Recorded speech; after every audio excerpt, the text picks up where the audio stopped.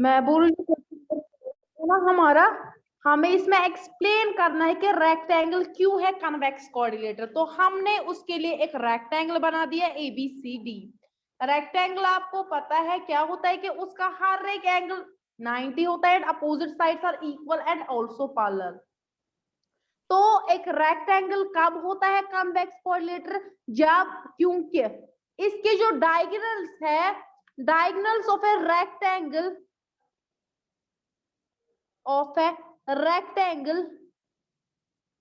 lies inside rectangle।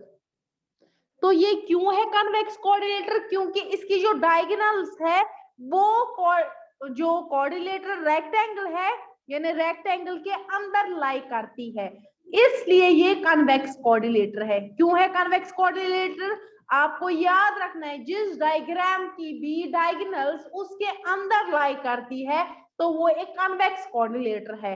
That's why it is a convex coordinator. Why diagonals of a rectangle lies inside the rectangle.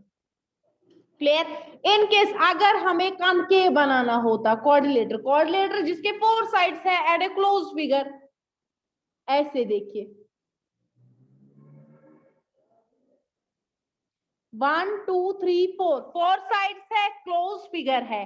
अगर देखिए इसके अगर हमें diagonals बनाने होंगे, एक ये बनेगा, दूसरा बनेगा ये तो इनसाइड डायग्राम बन रहा है, लेकिन ये आउटसाइड बन रहा है ना, तो इसको हम बोलते हैं कनकेव कोऑर्डिनेटर। क्लियर। कन्वेक्स कब होता है, जब डायग्राम के अंदर डायगोनल्स लाई करती। एंड रेक्टेंगल क्यों है कन्वेक्स कोऑर्डिनेटर, बिकॉज इसकी जो डायगोनल्स है सारी दोनों डायगोनल्स वो इनसाइड द रेक्टेंगल लाई करती है। क्लियर। कनकेव कोऑर्डिनेटर हम इसको बोलेंगे जहां पे आपकी डायगोनल्स क्या आउटसाइड द कोऑर्डिनेटर लाई करती है। Clear. Yes, ma'am. Okay, fine. Yes, ma'am. Okay. Now question number 6. ABC is a right angled triangle and O is the midpoint of the side opposite to the right angle. ABC एक right angled triangle है, इसका मतलब है ये 90 degree है, और O क्या है, O है जो राइट एंगल ट्रायंगल है उसके अपोजिट जो साइड है यानी दिस हाइपोटेन्यूज, यहाँ पे O इसका मिड पॉइंट है। हमें एक्सप्लेन करना है why O is equidistant from A, B and C। देखो हमें एक्सप्लेन क्या करना है, AO और OB और OC सेम डिस्टेंस पे है, यानी OA बराबर है OB के बराबर है OC के। यहाँ पे इन्होंने वही से डॉटेड लाइंस दी है, दिस इन्होंने इसको रेक्टेंगल बनाया। और हमें क्या पता है, हमें पता है जो डायगोनल्स ऑफ ए रेक्टेंगल होती है, diagonals of rectangle bisect each other. क्या मतलब है, ये जो डायगोनल्स है इक्वल पार्ट्स में डिवाइड करती है एक दूसरे को। ऊपर से हमें इससे पहले क्या पता है, diagonals of rectangle are of equal length.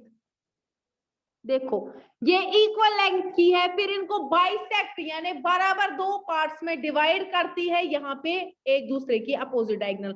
ये डायगोनल BD किसको बाइसेक्ट करती है, AC को, एंड AC डायगोनल बाइसेक्ट करती है BD एट पॉइंट O। इसका मतलब है AO बराबर है किसके, CO के बराबर है, BO के बराबर है DO के। तो हमें क्या प्रूव करना था, तो O equal to B, CO equal to BO। तो इसका मतलब क्या है, ये तीनों जो है O से इक्विडिस्टेंट है। जब ये इक्वल होंगे इसका मतलब O से तीनों क्या है, इक्विडिस्टेंट यानी सेम डिस्टेंस पे है। क्लियर।